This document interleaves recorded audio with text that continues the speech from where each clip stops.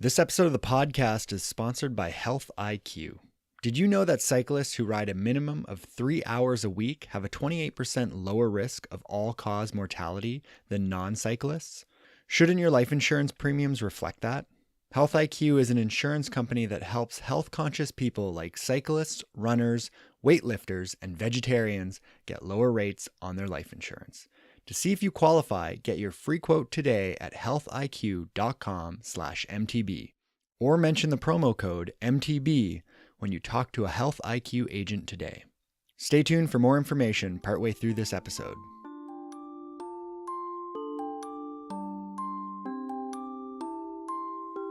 You're listening to Frontlines, a podcast for the people that truly make mountain biking happen. Not the riders, racers, or product designers, but the builders, advocates, and the often forgotten board members of your local mountain bike trail association.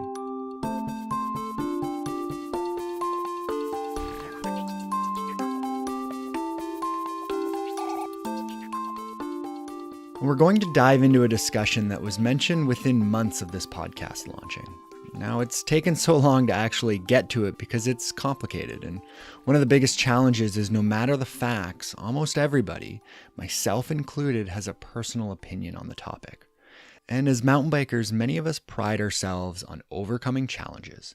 Big rides provide big rewards, but whatever your personal preference is on e-bikes, we're going to try and focus on the facts as much as possible. And over the next 4 episodes, we're going to look at the increased production and promotion of e-bikes and what that means to our trails and trail associations and what we can do to respond. I'm your host, Brent Hillier, and this is episode 36 of Frontlines.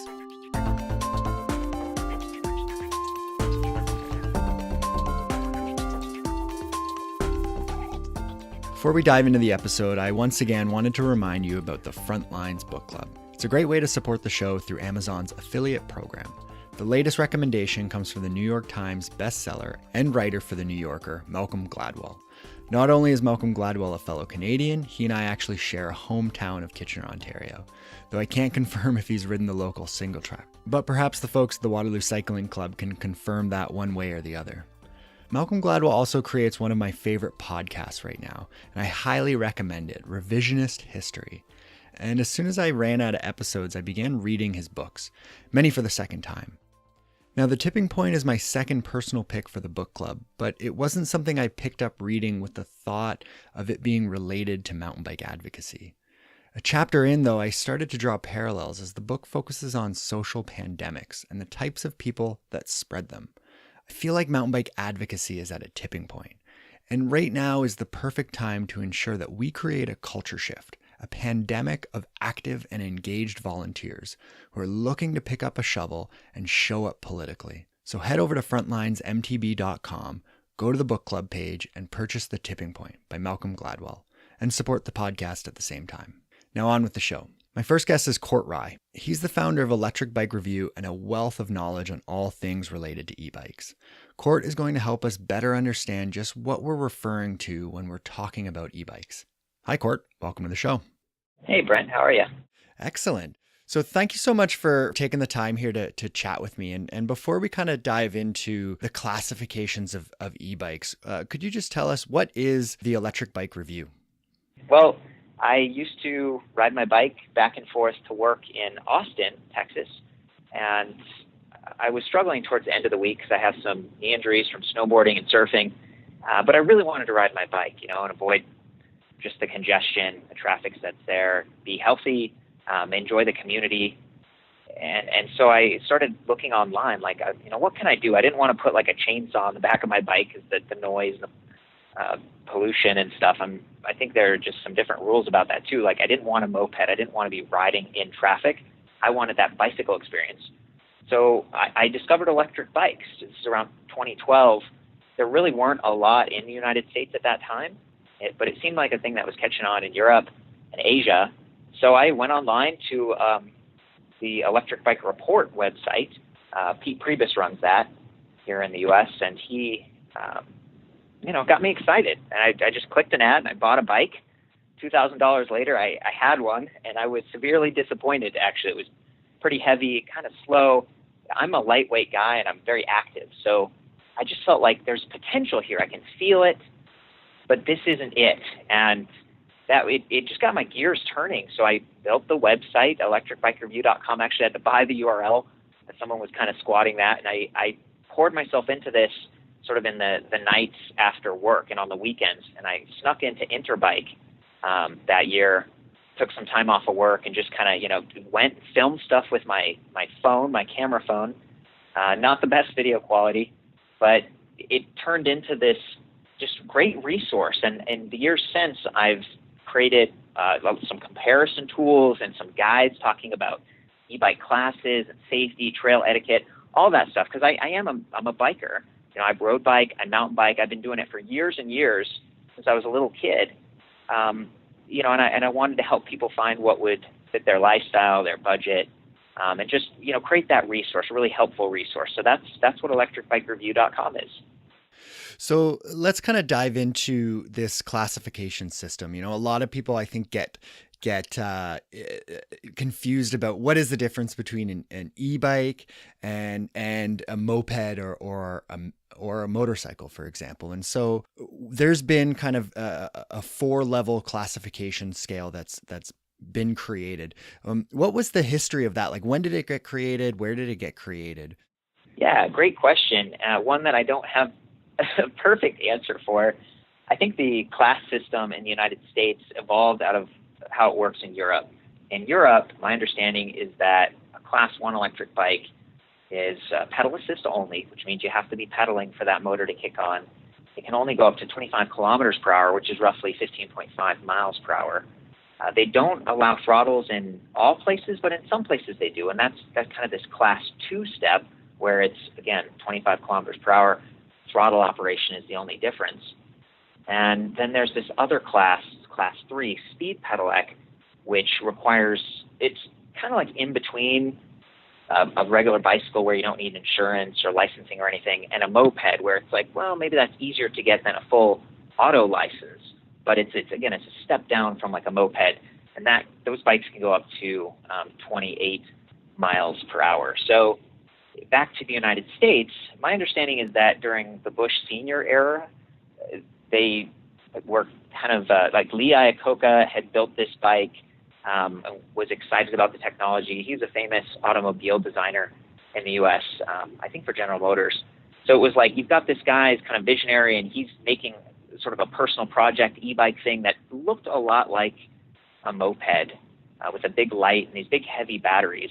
In years more recently, we've had lithium-ion battery stuff that's a lot lighter. E-bikes have become more prevalent, but the legislation for what is an electric bike in the United States dates back to, again, Bush Senior, where they just said, well, hey, anything under 1 horsepower, that's just a bicycle, right? And 1 horsepower roughly equates to 750 watts. Okay, so in Europe, the watt rating is like up to 250 watts, and I think that's why we see so many electric bikes there with mid-drives, because they're trying to suck all the power and potential out of a relatively low wattage system. And you do that by leveraging the drivetrain, whether it's an internally geared hub or just a standard cassette. Okay, so it's really interesting, right? Like you've got Europe, low power, low speed. They're squeezing every ounce of that they can. And then the United States, it's like, whatever, 750 watts, like no problem. And we allow 20 mile per hour for Class 1 or Class 2. And again, Class 1, pedal assist only, Class 2, throttle, Class 3, speed pedelec. And here, speed pedelec is kind of a gray area. You don't have to get any kind of licensing like you do in Europe. And I think a lot of the time you'll just see commuter bikes with that. There really aren't very many mountain bikes or anything that have the throttles, that have this higher speed. Although there are kind of dongles and things you can do to sort of unlock bikes, but then you're breaking the law. It's kind of like, yeah, I have a Ferrari and I can speed with it. So that comes back to trail etiquette. And I don't want to dodge any bullets here. Like, yeah, I understand as someone who's out there on a mountain bike, it can be a little bit upsetting if people aren't taking care of the trail, riding during muddy conditions, skidding out all over the place, riding off trail. But back to the speed question in these classes, speed is a really interesting one because, you can go a lot faster than 20 miles per hour when coasting down a hill. So, how does this change the uphill experience? And are people passing with care? Are they being thoughtful? The noise thing isn't such an issue. So to kind of focus in on mountain bikes and that mountain bike, we're really, when we're talking about allowing e-mountain bikes on certain trails, we're really dealing with that class 1 pedal assist. Mm-hmm. Yeah. So then, is there, I think the big thing that scares people out there is this throttle, right? And so we get into a throttle when we get into that class 2, and you already alluded to it there. Like, there is this ability to essentially take a class 1 mountain bike and turn it into a class 2 bike. Is that something that's easy to do? Is it something that's obvious when people do it? Yeah, I would back up and say that it's rarely possible. There are kits that you can buy where you got a throttle you can plug in. Sure, but most of the time when we're talking about major companies like Bulls or High Bike or Trek or Specialized or Yamaha that recently entered the space, none of their bikes have throttles. And so there's nothing you can plug in. And these are really fancy bikes. Like, the wires are all internally routed. The motors are compact. What they're really doing is bringing over their European offering, and they're sort of like flubbing the specs a little bit and being like, well, it's 350 watt motor. Like, we upgraded the firmware, but it's the same hardware. And so you're effectively getting the European solution that's designed to be efficient, low power, and really no throttle option. The gray area here is where, you get a kit or you get some other company that's maybe not as mainstream, that's trying to be competitive by offering a throttle, by offering higher power, and then you take it out. Again, it's sort of the Ferrari example where you have a really fancy car that maybe it was designed to be a race car, but you can buy that as a consumer. Or you buy a Humvee, that's designed for the military, and you can drive it inappropriately, but the mainstream consumer of cars, in that analogy, none of them are designed for that kind of performance. And that's really the case. If you see a bike that looks nice and it's like a full suspension electric mountain bike, it's not going to have a throttle. Fantastic. Well, how can folks take a look at your website, and is there kind of a layout of these different classification systems on your website? Yes. Thank you for asking. That's one thing that early on, as this started to emerge, for me, again, starting in 2012, 2013, 2014, 2015, those were the years where I was creating a reputation for myself and as being authentic and actually being a recognizable figure in the space. The CEO of Curry Technologies, which does iZip, Raleigh, they used to do eZip, and they kind of deprecated that. And they also have High Bike.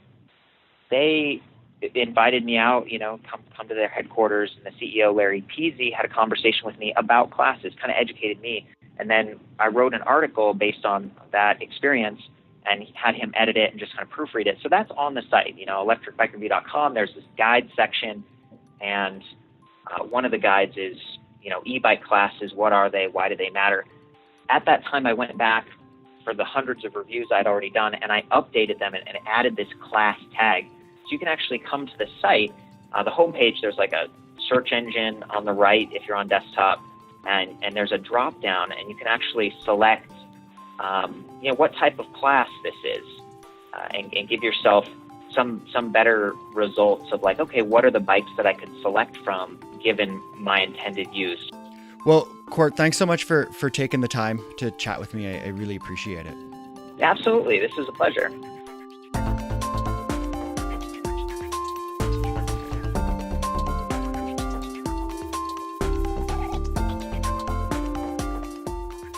Once again, this episode of the podcast is sponsored by Health IQ. Health IQ saves its customers up to 33% because physically active people have a 56% lower risk of heart disease, 20% lower risk of cancer, and a 58% lower risk of diabetes compared to people who are inactive. If approved, Health IQ will use information like race and event registrations and your ride log information from websites like Strava, Trailforks, or Map My Ride to secure you with a better rate on life insurance. Just like a clean driving record will get you lower car insurance, Health IQ helps those living an active, healthy lifestyle pay less for life insurance. And Health IQ doesn't just generate leads and forward you to an insurer. They walk you through the entire journey, from answering any initial questions to starting an application, going through underwriting, all the way to when your policy is signed and official. Learn more and get a free quote at Health IQ MTB or mention the promo code MTB when you talk to a Health IQ agent today. Now, my next guest is Drew Engelmann. He's the sales and marketing manager at Yamaha Bicycles. Yes, you heard that correctly, Yamaha Bicycles. Hi, Drew. Welcome to the show. Hi, Brent. How are you?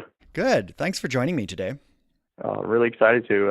And for the record, congratulations on the anniversary. I'm a recent subscriber, but really excited to have learned about it. And I can't tell you how much I personally appreciate all the work you're doing already. Thanks very much. Well, thank you, Drew. I appreciate that. Before I dive into kind of Yamaha Bicycles and we hear about the bike and what Yamaha Bicycles is doing, I want to just touch on something else first. You've actually founded a trail stewardship group, and so where is that, and what are they involved with? Yeah, so the name of the group is the Trail Stewards of San Diego, and believe it or not, it's located in San Diego, California. We as with many really cool, fun projects, we began with a napkin and a bar after a mountain bike ride. And so what we have kind of thought of ourselves as is, well, over that conversation, we thought about the upcoming trail event or trail work event that was on our schedule with San Diego Mountain Biking Association, and our mountain bike group, which would comprise, depending upon the week, between 25 and 45 people.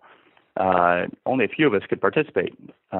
One, because of the day of the week that it fell on, and two, because of the number of hours that, you really want to dedicate to those as an individual. And nobody likes to be the first guy leaving the trail work day. You always feel like you're a bit of a goon when everybody else is putting in a full work day and you're just putting in a couple of hours. So rather than just avoiding the trail work days, we worked at the time with San Diego Mountain Bike Association and a few land managers to figure out ways that we could do smaller projects. And it kind of developed into what the Trail Stewards is now, where we have at any one time 8 spearheaded liaisons, where they're tasked with specific small projects, and they work to incentivize other people in their community to join them and do just a couple of hours here and there, whether it be a weekday or weekend. And it's not necessarily a new idea. We all as riders give back when we can and ways that we can, but we've taken a little bit further, and we've gone out beyond our natural boundaries of our mountain bike community, and we also work with equestrian groups, running groups, hikers, walkers, and even the ultra runners, which is a very, very fast growing community in San Diego, at least. And we challenge them and champion them to join us in those events, and we've had a lot of successes with it. So we're really excited to see that we're reaching maybe people that would potentially be part of a user conflict situation, and now they're actually better relationships as a result of kind of working together hand in hand, shovel with shovel. Awesome. Let's talk a little bit about what Yamaha's been working on. How long has an e-bike kind of been in the works at Yamaha? Well, so to kind of take a step back, I guess first thing would probably be to say that Yamaha was credited with the world's first technology in e-bikes back in '93. So since the onset of e-bikes in the world, Yamaha has been the pioneer. And while there's probably some debate whether or not, a large scale or small scale person kind of did it on their own in their garage, 1987 is about as far back as we can go with drawings and sketches, and then patents, started around '89. So we started out with a system called the PASS, or the Power Assist System, which was designed to kind of create a user-friendly and environmentally friendly bicycle at the time. And it was for getting up hills and to avoid kind of the crummy parts of riding in a large metropolis like Tokyo or other parts in Japan where it first started. In a lot of ways, Yamaha is the reason why we're having this conversation in the U.S. And the group here in the U.S. offices has been trying to get our product line brought into market for really the past 7 years or so. And we wanted to do it. We wanted to launch the brand, one, in a way that was thought through and meaningful to our retail partners, but also in a way that was specific to the U.S. market rather than just taking a product that was designed for Japan and bringing it over in a box, as the regulations for e-bikes in Japan are significantly different than they are here in the States. And so was the e mountain bike kind of always on the burner, if you will, as being one of those things to include within the lineup? Not necessarily, no. The largest number of bikes and e-bike categories being sold and purchased for consumers is for the city streets and urban access. So people are using these to get around for commuting, for replacing cars, or replacing any sort of other kind of activity that would require, transport. So it's a really kind of utilitarian, lightweight option for some people in lieu of a car. Mountain bikes really have kind of picked up in this category just over the past probably 7 or 9 years, and largely so in the past just 2 or 3 years as more of the top 5 brands in the conventional bike world have started to embrace it themselves. Their retailers are starting to embrace it as well, therefore their community and so on and so forth.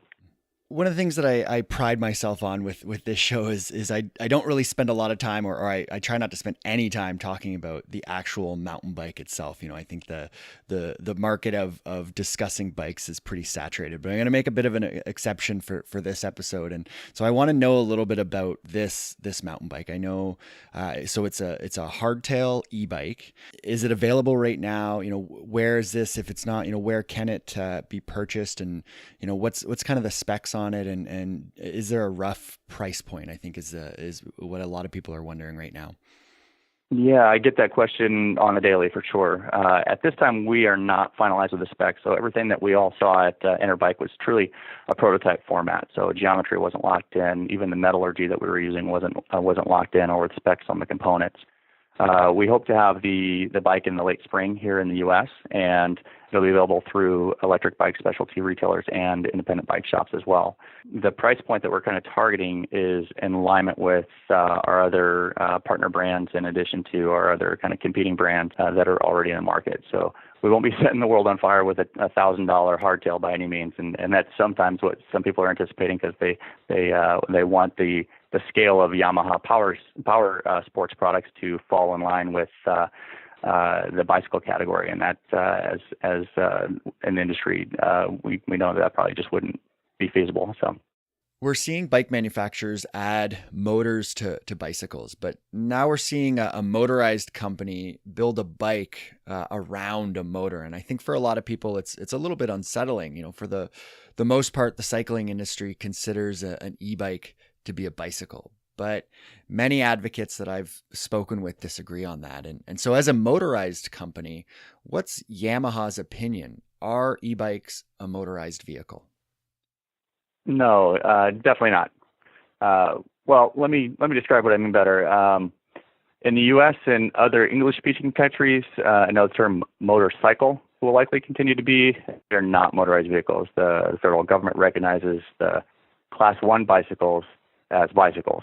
And personally, as a trail builder myself, I'd also add that I found that Class 1 bicycles really put no greater threat to the trails or the people on them than any other conventional biker or conventional bike rider. And I don't see it as a motorized vehicle. And one of the reasons why I personally am super excited about Yamaha coming to the States finally is that when Yamaha created e-bikes, it was done so in an effort to create a commute solution that was, even in our company description for when we first launched this a long time ago, was that it was intended to be both user-friendly but also environmentally friendly. And over the last 25 years, all the impact studies that either Yamaha or others have conducted, they continue to show that the Class 1 e-bikes really fall in alignment with conventional bikes and that are already allowed on trails today.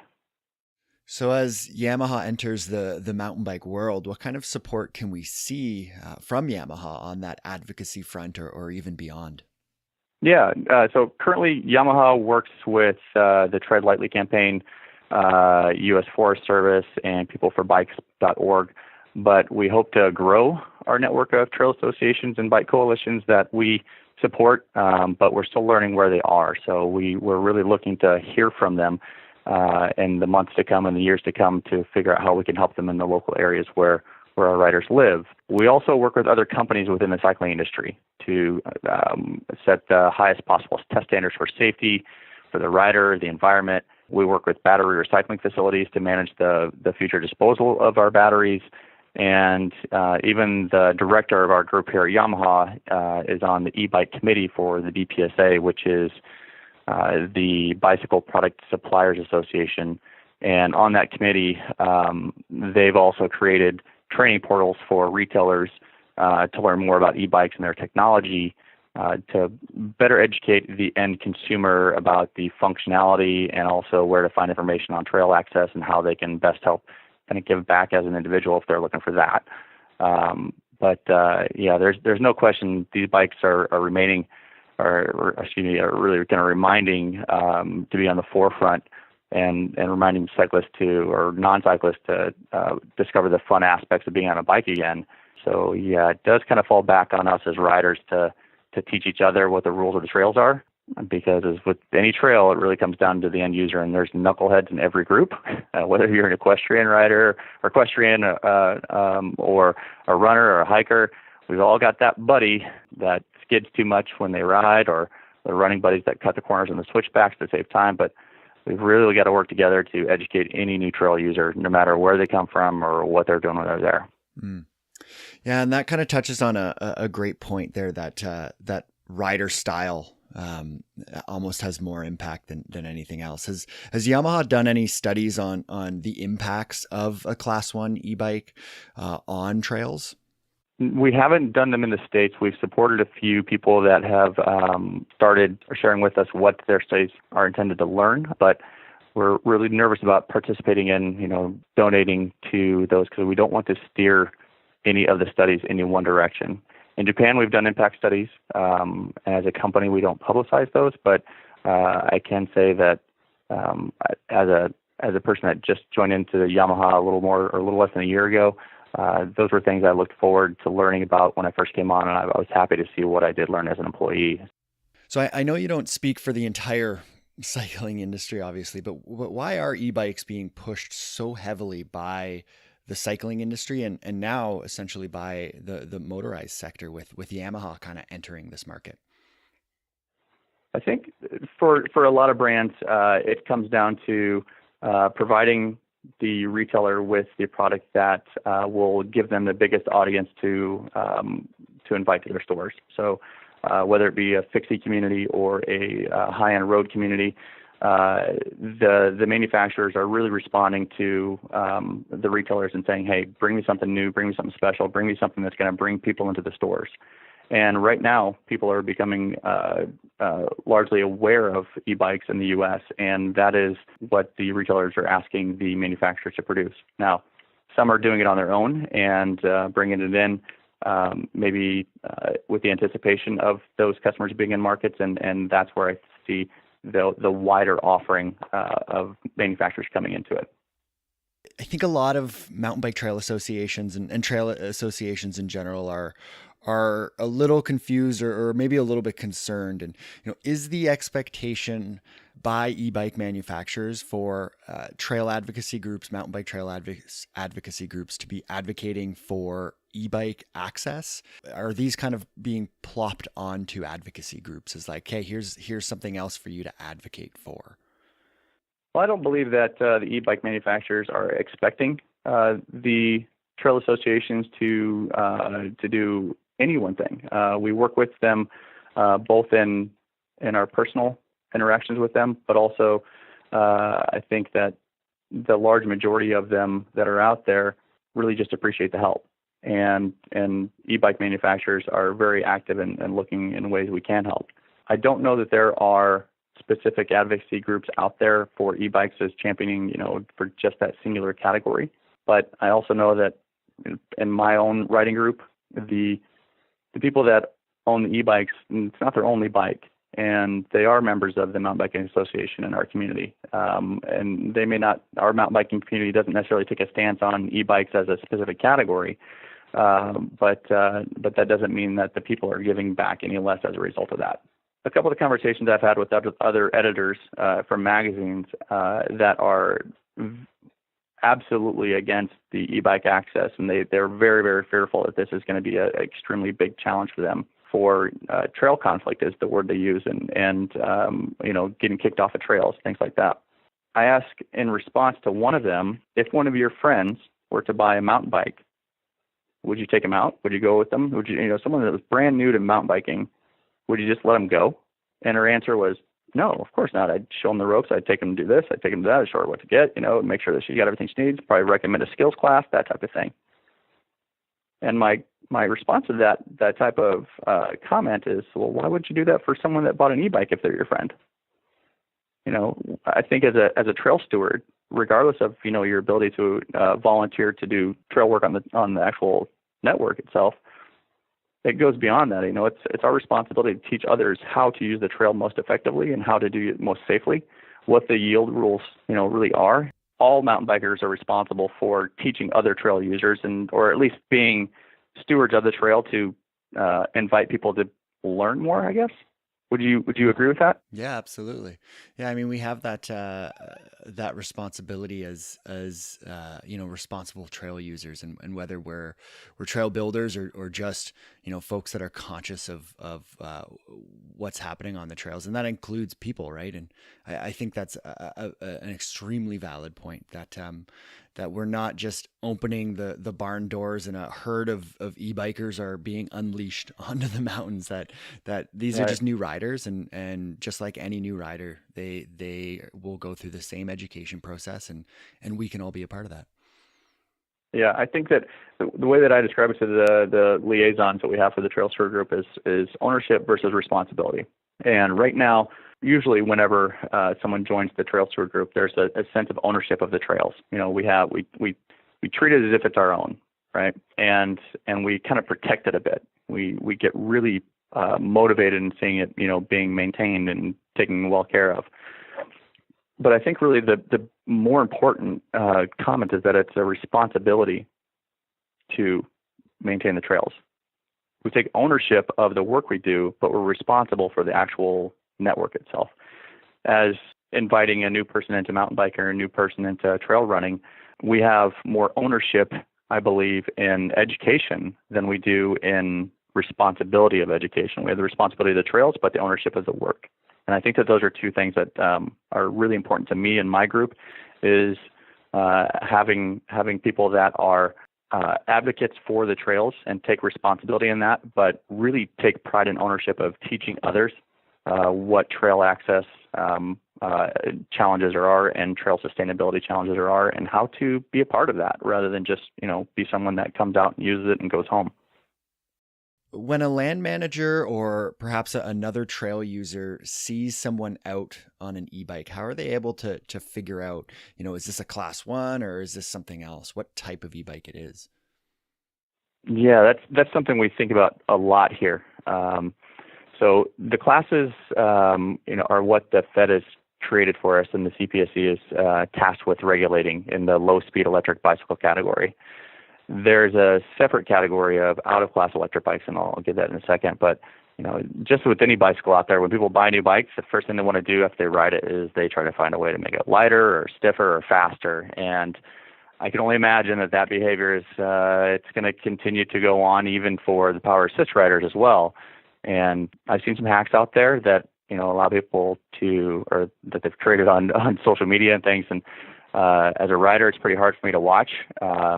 So we've accomplished a few things for our upcoming product to hopefully eliminate those types of hacks, but also better identify what people are looking at from the outside. And with that, first, we're going to be labeling the bicycles as a class 1 on the frame. And while the government, they don't require us to do that at this time, we're putting it on there because we feel that the class 1 e-bikes belong in the same conversation regarding access and trail sustainability as conventional bikes. And it helps the land managers better identify what they're looking at from the outside and what the capabilities of that electric bicycle are. I guess to go into the second thing that we're doing is we're also changing the way that the sensors interface with one another. I can't really go into specifics about that per se, or how we did it, but I can say that when a rider places a dongle or reconfigures the sensor feedback, there's an override that occurs that the engineers just can't account for. And the timing of that power assist changes really significantly. And that means that people are likely to get they're likely to be in an improper gear, or they're placing a lot of undue stress on the drivetrain, and it will quickly wear out the cassette and the chain, and even potentially bend a chainring or spider. So we will be educating our retail partners about those risks and requiring them to relay that information to the end user. And that way, the riding community has a better opportunity for not only a good ride experience, but also that the land managers can better account for the capabilities of the e-bikes they're looking at. How can trail associations kind of stay engaged and stay informed about this, with the process about when these are going to kind of officially roll out, what they're going to finally look like from Yamaha? How can they get in touch? The YamahaBicycles.com website is the place where you're going to find spec information, pricing, detailed data of the products. As far as the advocacy and how to be involved in part of the community, that's going to be largely through our YouTube channel and our Facebook page, where we'll be sharing our expo calendar, our demo calendar for our factory demo tours, where we're going to be at, whether it be at CES or the LA Auto Show or at Interbike or even at Sea Otter. That's where you're going to be able to interact with us in person, and we really look forward to meeting people there because those events are super fun, and we learn a lot from the consumers and the people that are really in love with the product, and some people that, again, still have yet to find their appreciation for it, or if they have found a need for it themselves. Well, I'll definitely include those links in the show notes, and I just want to say thank you for taking the time to chat with me. I really appreciate it. Brent, thanks so much, and I love this cast. Thanks for joining all of us together in just those 30 or 40 minutes of time when we're in the car, and it gives us time to remind ourselves of giving back and figuring out ways to get together as a community.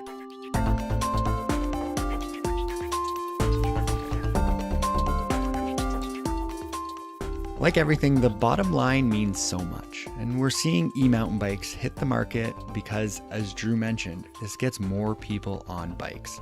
And as trail advocates, we shouldn't be afraid of that. The more riders we have, the bigger our voice, and the more volunteers we can recruit. Drew made a great point that I think should be highlighted.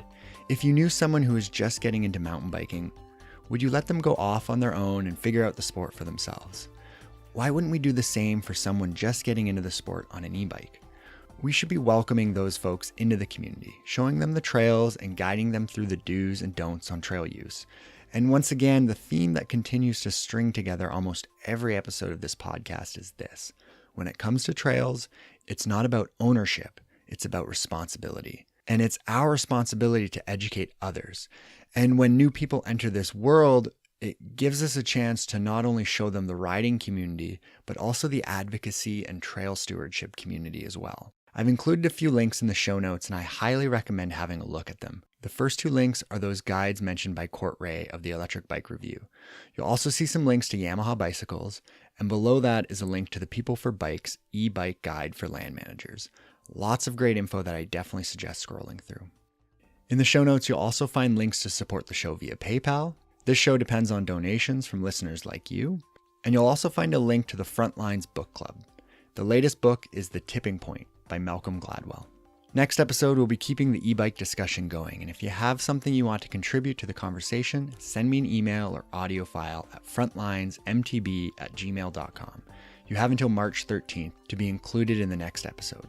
In addition to a number of voices, I will also have two guests. Will Nichols, host of the Angry Mountain Biker podcast, another fantastic mountain bike podcast that's out there. And second is Christian Jackson, volunteer manager for the Boone Area Cyclists in Boone, North Carolina. I'm going to sit down with Christian and discuss a pilot study that he did on the perceptions of e-mountain bikes within his region.